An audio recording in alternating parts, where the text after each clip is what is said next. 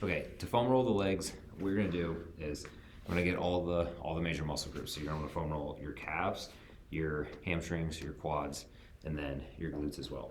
Now, when you do a lower body day, if you want to, you can foam roll your back too. Just kind of loosen that up. But the biggest thing that you're gonna wanna do is start with one side. Don't do both sides at the same time. Do one side all the way through, or for example, do like your left glute and then your right glute, right quad, then left quad, then so on and so forth. Or if you want to do all one leg at a time, and then your right or your left leg at one time, and then your other leg you can.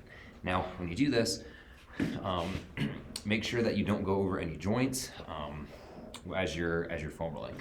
So if I'm doing this left glute, I like to cross my leg over here, kind of get on the side of my glute here. If I want to tilt to the side, I'll get that side here, and then straighten the leg out to kind of lengthen some of those muscles, and then go through there. If I want to roll over a little bit onto my hip, I can do that as well.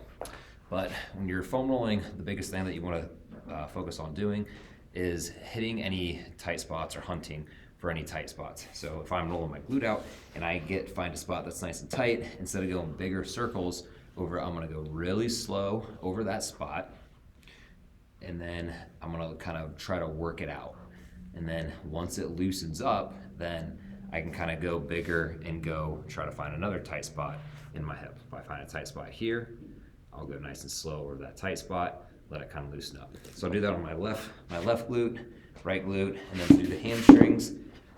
I'll go down, kind of lengthen the leg. I can kind of tilt over on the inside of my hamstring here, and then I can kind of roll over and do my hamstring here. Now, when you do this, make sure that you can go over onto your IT band onto this side, but again, I don't want you to go over your knee or back over your hip. So now that we're on the lower side of the hip, stay on that side, don't go over any of your joints. So I kind of go here, again, same thing applies. Any tight spots that I find, I'll go slow over those, and so on and so forth. Remember to do just one leg at a time. So as you can see, I'm kind of on the end of the foam roller, getting some tight spots here, and then I'll kind of scoot the foam roller through, and then I'll do my other hamstring. Do the calves then, we'll do the same thing. Cross the legs over, do one side at a time. Any tight spot, go slow over that tight spot to my left and then my right. To do the quads, what you're gonna do is you're gonna roll over, lay down, again, one leg at a time. I'll kind of roll over.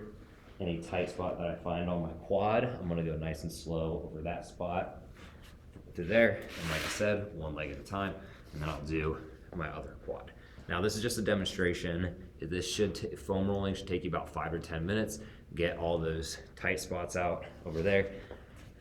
Get all the tight spots out so that way that you're nice and warmed up.